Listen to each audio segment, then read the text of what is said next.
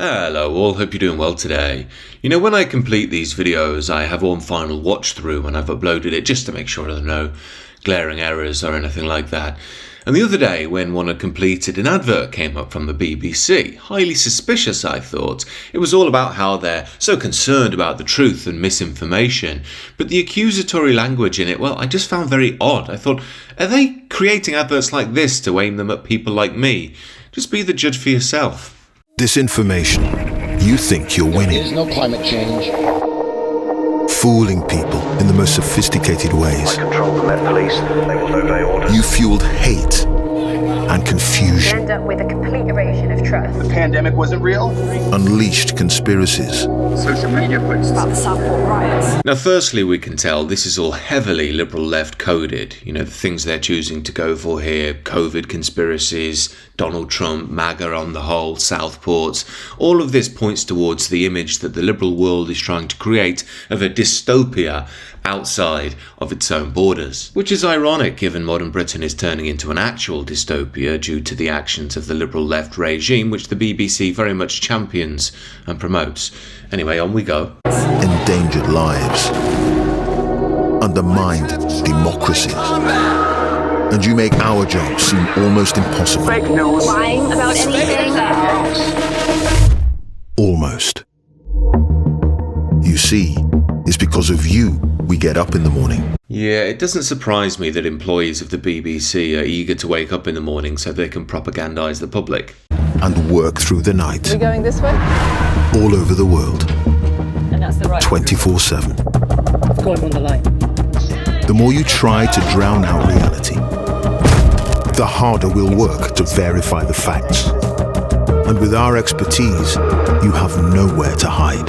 Charged as false. We will find your sleights of hand and expose them. Baseless rumours began spreading. Really making a play here for the moral arbiters of the nation, aren't they? Sure hope they haven't been accused of doctoring any major footage recently, though, eh? So no matter how hard it gets, we'll never give up.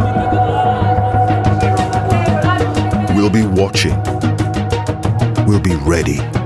Because it's the pursuit of truth that gives us our calling. The fight for truth is on. So the BBC going all guns blazing towards anybody who thinks outside of its remit. They're going to get you all, don't you know?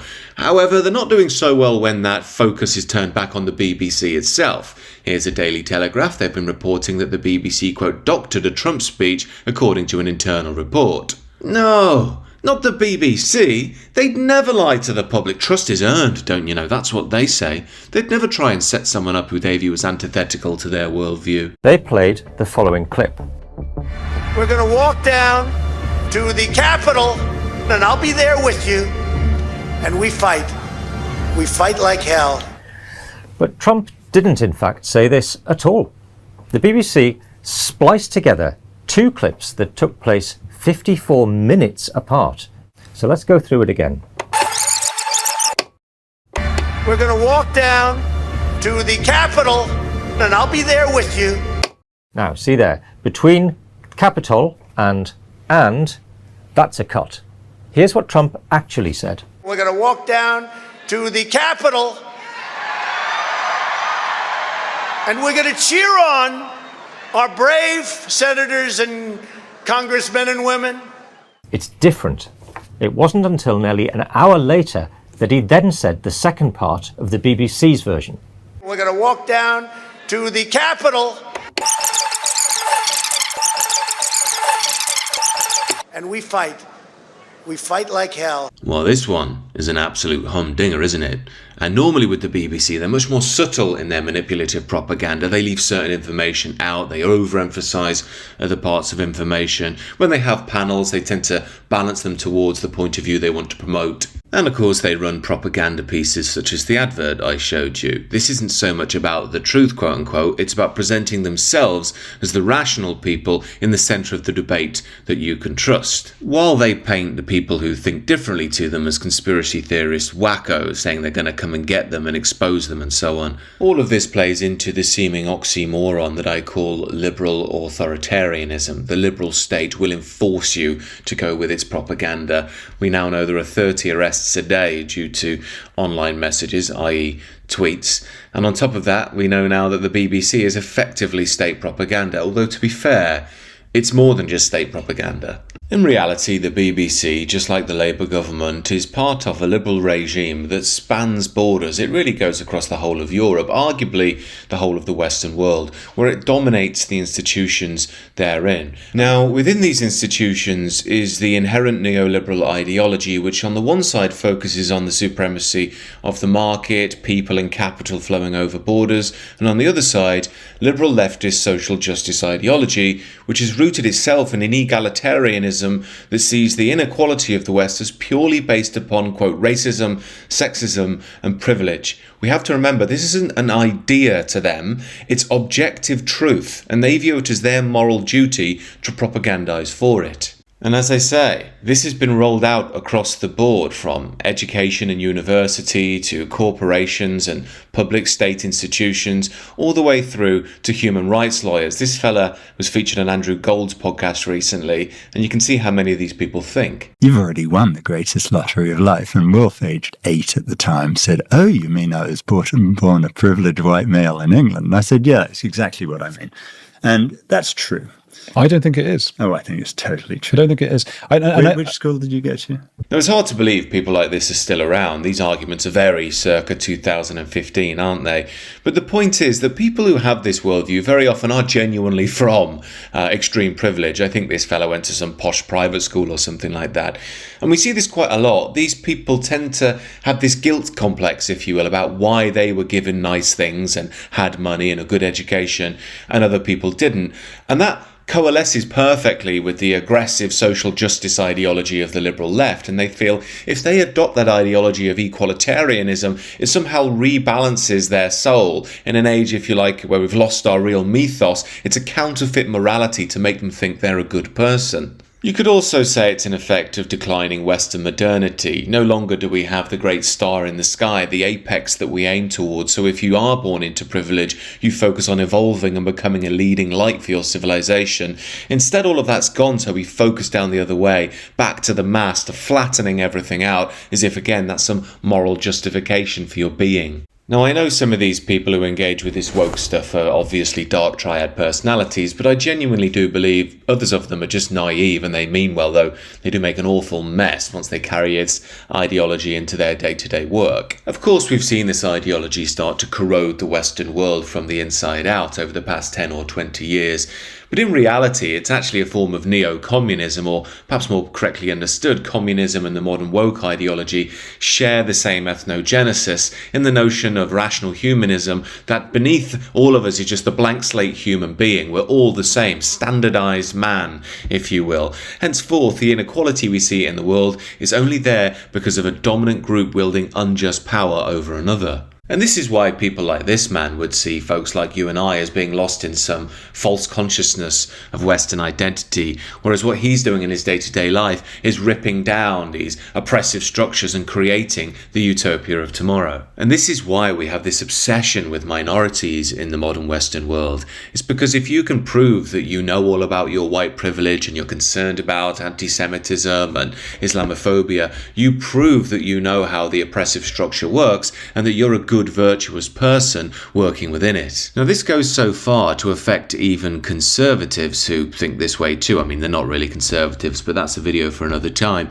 Here's Michael Gove speaking to Rory Stewart and Alistair Campbell. It is the case now that history teaches us certain lessons.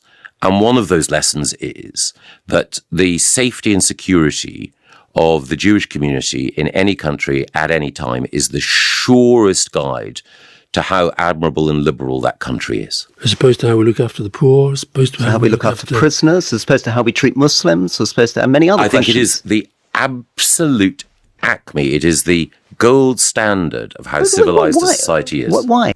Now, obviously, you're way out in the undergrowth if you're making Rory Stewart sound like the more reasonable conservative of the two of you, but we'll get to Stewart in a minute. For starters, Gove is displaying this odd boomer conservative glowing relationship with Israel and Jewish people that I think many people don't really buy into anymore. I think that is shifting, which is probably why this clip landed so flat with many people. But one thing a few have looked over with regards to this clip is this little bit that Gove says. The surest guide to how admirable and liberal that country is. Now, why does a leading Tory MP judge the success of a Western nation not only by the performance of a given minority group, but also by how liberal it is? He clearly says a country is measured by how admirable and liberal it is. Now, this is a clear sign that the supposed opposition to the Liberals are liberals too. At least they think like liberals and measure all their parameters of success around liberal ideas. After all, Gove's stating he measures the success of a Western nation on how Jews are performing there is really no different than what Stewart says.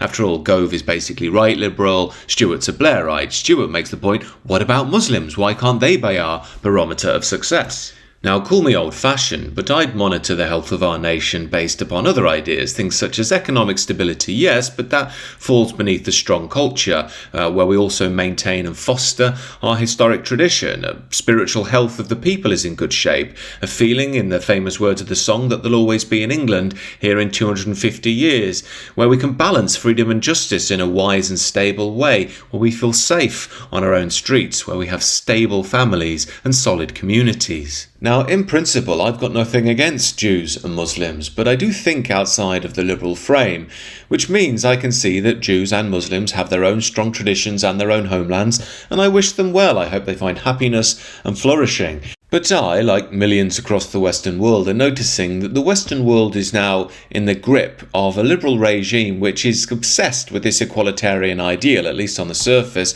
and it's going to render Western people minorities in their own countries, and likely detested ones at that. And if we're to do anything to alter this course of history, we must commit the ultimate sin to the Rory Stewart, Michael Goves and leftist human rights lawyer types, and that is put your own people first. That's not out of hatred or any desire for violence, it's because of existential necessity. Strong words, I know, but it seems to me the West has got two choices. We stick with the liberal regime's project, hope that the multicultural utopia eventually works out perfectly and we enjoy living in the Garden of Eden for the rest of time.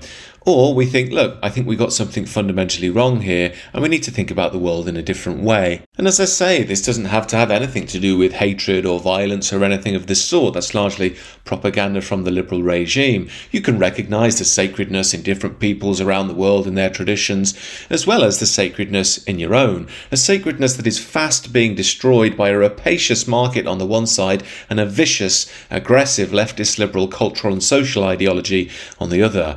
Western man, make your decision as time is running low. Anyhow, these are my thoughts as always. Do let me know what you think down below in the comments. Do consider subscribing to the channel if you're new.